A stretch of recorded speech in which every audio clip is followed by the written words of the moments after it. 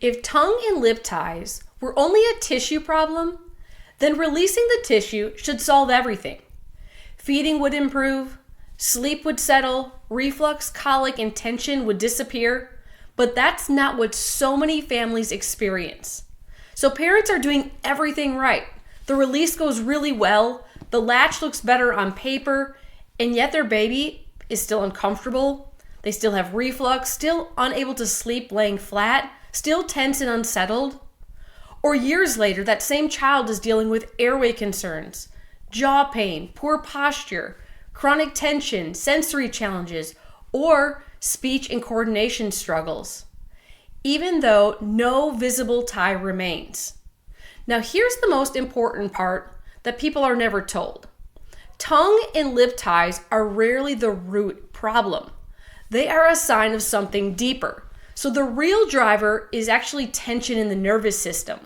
When a baby has a tongue tie, and then they also struggle with digestion, sleep, calming, or regulation, those aren't really just separate issues stacked on top of one another.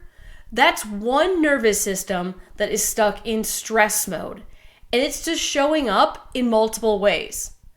Now, research is telling us that about 10% of babies have a tongue or lip tie. But the babies who can't settle, they can't digest comfortably, and can't regulate are telling a much bigger story. One about nervous system dysregulation. Now, a release is going to address the tissue. But if the nervous system tension underneath remains, the body often recreates restriction as a form of protection. So that's when families are told that the tie either reattached or that the surgery didn't work. But in reality, it's not a surgical failure. It's the nervous system doing exactly what it's designed to do when it doesn't feel safe or supported. And this is what we call the perfect storm. So this video is for parents who feel stuck after doing everything right with a tongue tie release, but you're still searching for answers. It's also for parents of toddlers and children whose ties were revised years ago, but who continue to struggle with regulation, sensory processing, speech, motor coordination, or development.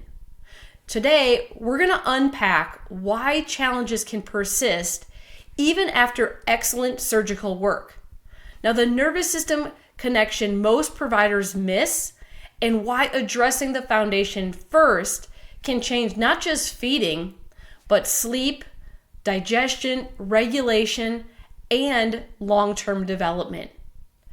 Tongue and lip ties are most often a symptom, not the root cause.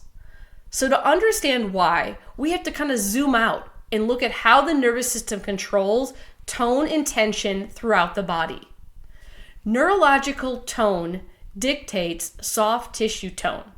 So when a baby's nervous system is running in a high stress state, what we call sympathetic dominance, muscles throughout the entire body stay tight.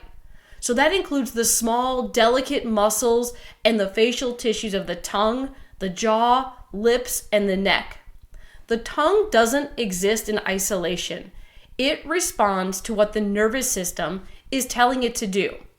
So a simple way to understand this is to think of the nervous system like a car with two different pedals. We have the sympathetic side, which is the gas pedal. So it mobilizes energy, it raises heart rate, and creates muscle tension for protection. And then the parasympathetic side, largely driven by the vagus nerve, now that's the brake pedal. That's where calm, relaxation, digestion, and regulation live.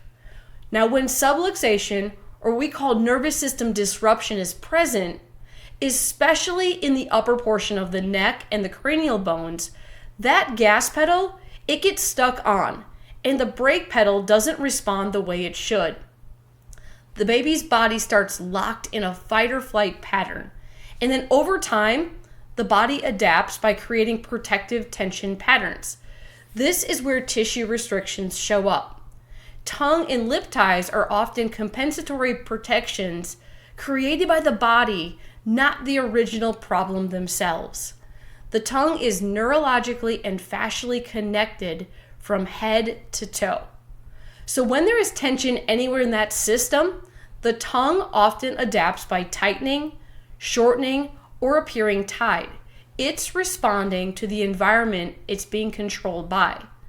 Now, these tension patterns, they don't start at birth, and they don't happen all at once. They stack over time.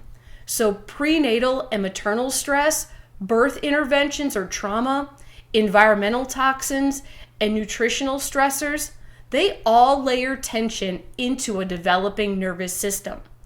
So this is why some babies present with ties while others don't. It's not random, it's accumulated stress during critical developmental windows. When a mother's nervous system is under chronic stress during pregnancy, the baby's nervous system is exposed to that same sympathetic dominance. Over time, stress becomes the default setting. So the baby's nervous system is essentially wired for protection instead of regulation. Then birth happens. Interventions like forceps, vacuum extraction, inductions, prolonged labor, or C-sections, they apply significant forces to the upper neck and cranial bones. This is the exact area where the vagus nerve and other cranial nerves exit the skull and begin controlling tone, tension, swallowing, digestion, and airway function. So when those cranial bones compress or shift at the skull base, the nerves responsible for tongue movement, jaw coordination, swallowing, reflexes, digestion, heart rate, immune response, and emotional regulation are all affected. So this is why the babies who struggles with feeding often also have reflux, colic, congestion, and also difficulty sleeping. They aren't separate problems. They're one nervous system that is stuck in stress mode, expressing itself in different ways. This is also why releasing the tie alone is often not enough. When tension isn't addressed, function doesn't fully change. The nervous system may still be locked in that fight or flight pattern, so the muscles don't know how to relax because they've never been shown safety. Posture, movement patterns, and breathing patterns remain unchanged. So even though the tissue has been released, the neurological environment that created the restriction is still present. Now, real lasting change requires addressing the foundation first. So that means helping the nervous system shift out of stress mode and into regulation by activating the parasympathetic system and the vagus nerve. It means restoring structural balance so subluxation doesn't continue to drive tension and dysregulation.